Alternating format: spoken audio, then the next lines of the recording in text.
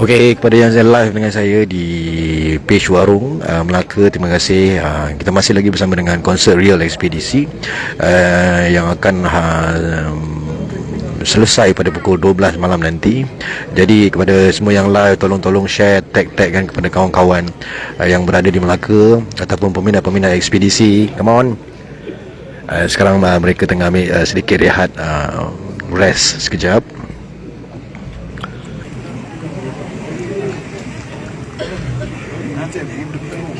Bismillahirrahmanirrahim. Salam kuah kepada semua. Ekspedisi adalah satu perjalanan. Kalau dalam bahasa Melayunya, ekspedisi ini berarti merantau ataupun bergerak dari satu tempat ke satu tempat. Dalam satu hadis Nabi SAW, Rasulullah bersabda, makhumnya, tahukah kamu? Rasulullah bertanya kepada sahabat, tahukah kamu siapakah di antara kalian yang muflis nanti? Lalu jawab sahabat, sudah tentulah mereka yang tidak mempunyai wang dan harta. Tidak, kata Rasulullah, orang yang muflis apabila datang hari kiamat nanti adalah orang yang pada asalnya membawa pahala yang banyak, pahala solat, pahala sedekah, pahala puasa dan juga pahala zakatnya. Namun pada masa yang sama dia membawa dosanya kepada sesama manusia. Dosanya memaki hamun manusia, memfitnah, berbohong tentang sesuatu perkara sehingga berniat jahat kepada seseorang, dan kemudian dia juga memakan harta yang bukan haknya, membunuh dan juga mencederakan orang lain ataupun memukul. Ya, jadi orang itu yang sebenarnya muflis apabila dia sampai ke akhirat esok, maka pahalanya akan dipindahkan kepada orang yang dizaliminya. Ya, bayangkan kalau kita memfitnah di belakang, sedangkan perkara itu kita tak tahu asal usulnya, ya, kita tak pernah tanya, kita hanya percaya, dan akhirnya semua pahala yang kita bawa kononnya banyak tadi dipindahkan kepada orang yang dianiaya tadi.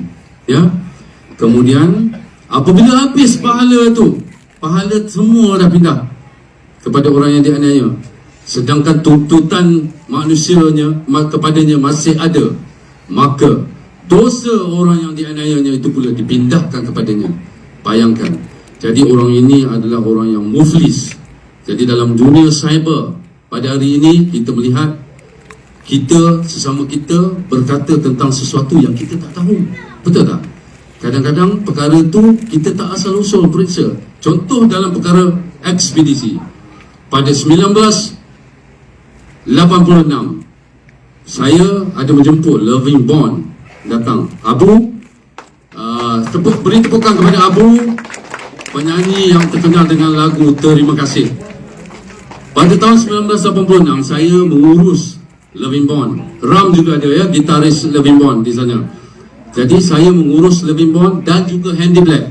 Dua-dua kumpulan ini sedang dalam proses pembikinan album. Handy Black album pertama, Gempak, di studio Booty Boys, sedangkan Loving Bond sedang membuat persiapan untuk ke Singapura Lion Studio untuk album kedua mereka. Saya terlibat dalam pengurusan. Pada ketika itulah saya bertemu dengan Mael Ekspedisi. Pada pertama kalinya saya bertemu dengan Mael Ekspedisi di studio Loving Bond di Pantai Dalam. Jadi ada saksi dekat sini yang menyaksikan benda ni. Ram lah sendiri, gitaris Loving Bond tu yang tarik Mael daripada tingkap, bawa masuk dalam studio. Kemudian Mael jamming 2 lagu dengan Loving Bond. Beri tepukan gemuruh untuk Ram. Jadi daripada bertitik tolak itu, saya telah mengenal pasti bakat Mael Ekspedisi, dan kemudian saya bertanya kepada dia, apa plan you? Dia kata, saya sedang cari band lah. Okay, why not kita gather? Saya pun urus Loving Bond dan Handy Black. Pada masa yang sama saya boleh bantu awak cari gitaris, bassist, drummer. Dia kata, okay, why not Eddie, thank you very much kalau you nak tolong saya. Pada ketika itu tak ada siapa pun mengenali Mak El. Dia belum popular, tak ada siapa mengenali dia. Okey, kemudian saya mencari basis dan drama, dan akhir sekali barulah kita ambil Izo di Balai Polis Pusing, Ipoh, Perak. Dan itu pun saya kena jumpa mak ayah Izo. Ayah Izo adalah seorang sarjan di Balai Polis itu. Jadi saya ke barak polis itu dan bertemu dengan Izo dan bawa dia masuk ke dalam ekspedisi yang formerly known as tragedy. Okey, pada ketika itu ayah dan mak Izo pesan pada saya, Eddie, make sure you jayakan anak saya. Saya janji pakcik, saya janji, saya akan usaha. Jadi saya pun membawa mereka berempat ke Kuala Lumpur dan menetap di Kampung Baru. Rumah sewa, pakai, makan, minum selama 4 tahun saya yang tanggung. Saya tanggung mereka 4 tahun di Kampung Baru. Sebelum mereka popular, kita bawa dia pergi funfair, adalah 20 orang.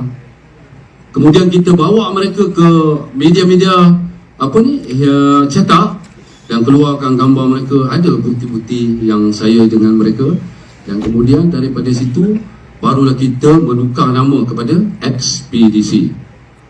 Dan bila kita dah tukar nama kepada ekspedisi, keempat-empat anggota ni saya bawa ke live record dan sign dengan live record untuk album pertama.